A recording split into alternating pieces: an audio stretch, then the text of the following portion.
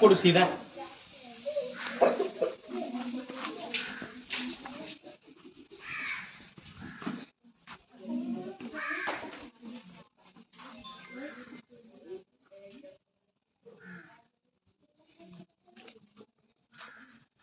ನಾಲ್ಕು ಮಂದಿ ನೀವು ಮಾತಾಡ್ಕೊಂಡು ಮಕ್ಕಳ್ರೆ ಏನ್ ಮಾಡತ್ತಾರ ನೋಡ್ಬೇಡ ಲೈಫ್ ಕೊಡ್ಬೇಡ ನೀವು ದೊಡ್ಡವ್ರ.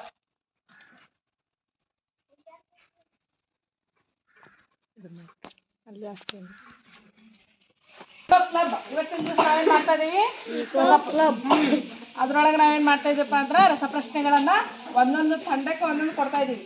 ಬಟ್ ಯಾರು ಏನ್ ಮಾಡ್ರಿ ಕೆಲವೊಂದು ರೂಲ್ಸ್ ಅನ್ನ ಫಾಲೋ ಮಾಡ್ರಿ. ಗೊತ್ತಿತ್ತು ಆನ್ಸರ್ ಪಕ್ಕದಿಂದ ಕೇಳಲಿ ಪ್ರಶ್ನೆ. ರಾಮನ ಇದು ಯಾವ ವಿಭಕ್ತಿ ಪ್ರತ್ಯಯ? ರಾಮನ ಯಾರು ನೆಕ್ಸ್ಟ್ ಮಾತಾಡ್ರಿ. ವಿಭಕ್ತಿ ಪ್ರತ್ಯಯ ಬರ್ತಕ್ಕಂತ ಪಾಸ್ ನಿಮ್ಗೆ ಎರಡನೇ ತಂಡ.